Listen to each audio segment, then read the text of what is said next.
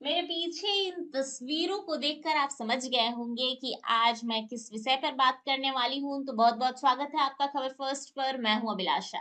तो बता दें कि राजद में सत्ता का खेल अब पर्दे के पीछे नहीं, मंच पर आ चुका है और 25 जनवरी पटना और लालू और पार्टी की सबसे बड़ी ट्रांसफर सियासत का जो खेल है वो सामने आएगा। जी हाँ, 25 जनवरी को जो है राजद में एक बड़ा ही सियासी ट्रांसफर देखने को आपको मिलेगा, क्योंकि अब सवाल ये उठ रहा है कि तेजस्वी राष्ट्रीय कार्यकारी अध्यक्ष बनेंगे या नहीं। सवाल ये हो रहा है कि क्या राजद पूरी तरह अब तेजस्वी युग में प्रवेश कर चुका है, और अगर हाँ, तो लालू यादव की भूमिका क्या रह जाएगी, अध्यक्ष, संरक्षक या सिर्फ भावनात्मक धुरी। क्योंकि 5 जुलाई 1997 राजद की स्थापना से लेकर आज तक राष्ट्रीय अध्यक्ष का एक ही नाम रहा है, वो है लालू प्रसाद यादव। लालू एक चेहरा नहीं, एक विचार है, एक वोट बैंक है, ये एक युग है।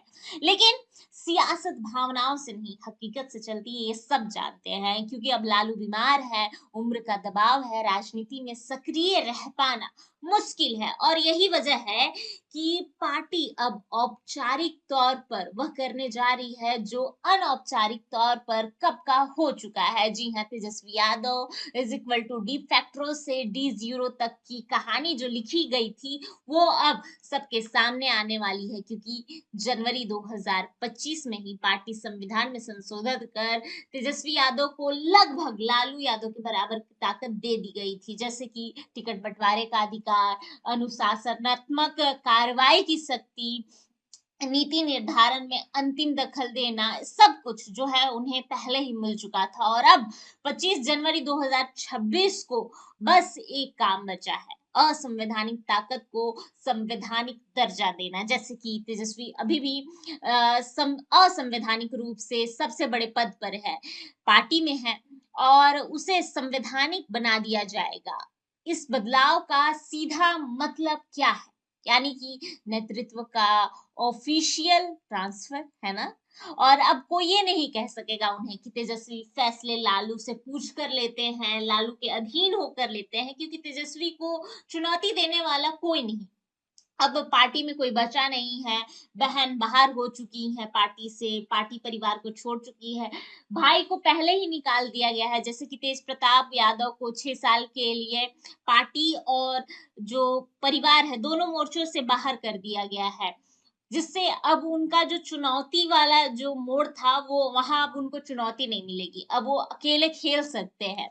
और संगठन पर पूरी पकड़, प्रदेश अध्यक्ष से लेकर राष्ट्रीय पदाधिकारी तक अब फेरबदल भी तेजस्वी कर पाएंगे इसके बाद, क्योंकि अनुशासन की सर्जरी, भीतरघात, बगावत, गुटबाजी, अब सब पर कार्रवाई करना उनके लिए संभव होगा, क्योंकि वो बार-बार कहते थे कि हमारी पार्टी को तोड़ा जा रहा है, हमारे परिवार को तोड़ा जा रहा है, जिस पर मैं कुछ नहीं कर सकता क्योंकि पिताजी का आदेश है। तो अब उस पर वो काम कर पाएँगे।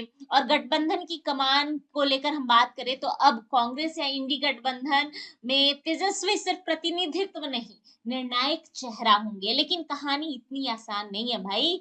राजद सिर्फ पार्टी नहीं है, एक परिवार है, और यही उसकी सबसे बड़ी कमजोरी भी है या ताकत भी है, दोनों हो सकती है। क्योंकि तेज प्रताप यादव खुलेआम कह रहे हैं, जनशक्ति जनता दल जो कि जेजेडी है वो असली पार्टी है, और राजद जो है वो नकली पार्टी है। क्योंकि उन्होंने साफ-साफ चुनौती देते हुए तेजस्वी को कहा था कि हमारा पार्टी ही असली पार्टी है। दही चूड़ा भोज में भी राबड़ी देवी के भाई और खुद लालू यादव की मौजूदगी ये साफ संदेश देती है कि लालू टूटे परिवार को जोड़ना चाहते हैं, और तेजस्वी और तेज प्रताप को एक करना चाहते हैं। लेकिन सवाल है, क्या तेजस्वी ये स्वीकार करेंगे? मीसा भारती का रुख भी साफ नजर आ रहा है। वो तेज प्रताप के घर नहीं गई थी, सदन में वो जो है तेजस्वी के करीब बैठती हैं, सबसे करीब बैठती हैं, और ये संयोग नहीं, ये संकेत है तेज प्रताप के लिए। तेजस्वी की रणनीति साफ है, वे जंगल राज वाले चेहरे से जो है वो दूरी बनाना चाहते हैं, साफ सुथरी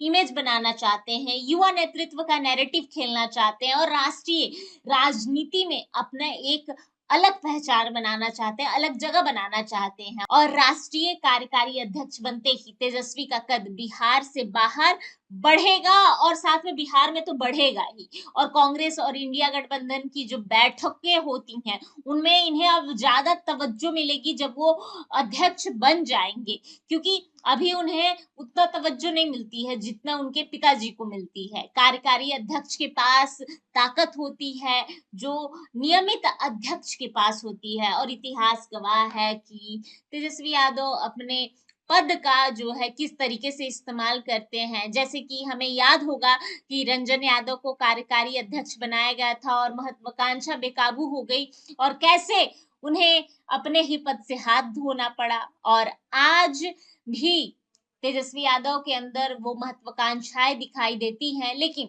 आज रंजन और तेजस्वी में फ़र्क सिर्फ़ इतना है कि तेजस्वी लालू के बेटे हैं, लेकिन सियासत में रिश्तों से ज़्यादा मायने संख्या और सत्ता का होता है। और जाते-जाते बस इतना ही कहेंगे, तो आने वाला समय शायद रंजन और तेजस्वी को अलग-अलग डिफ़ाइन करे, लेकिन अभी जो दिखाई दे रहा है वो रंजन और तेजस्वी में सिमिलैरिटी दिखाई दे रही है। लेकिन ख़ैर, अंतिम सवाल यही है कि क्या 25 जनवरी राजद के लिए नई शुरुआत है या अंतिम उत्तराधिकारी की घोषणा? क्या लालू अध्यक्ष पद छोड़कर संरक्षण बनेंगे, या तेजस्वी पार्टी, परिवार और संगठन तीनों को एक साथ संभाल पाएंगे? जवाब आने वाला है, लेकिन हमारी और आपकी तरफ से नहीं, राजद की राष्ट्रीय कार्यकारिणी बैठक से, जो कि 25 जनवरी को होने वाला है। और राजद की जो पार्टी है उसमें एक बड़ा सियासी ट्रांसफर औपचारिक तौर पर होने वाला है। तो आने वाला 25 तारीख काफी बिहार के लिए निर्णायक भूमिका होगा, बिहार के लिए एक बड़ा दिन होगा, क्योंकि राजद कहीं न कहीं बिहार में एक बड़ी भूमिका निभाती रही है। खैर, अपने सवाल कमेंट बॉक्स में आप कर सकते हैं और अपने राय और विचार भी कमेंट बॉक्स में रख सकते हैं। धन्यवाद।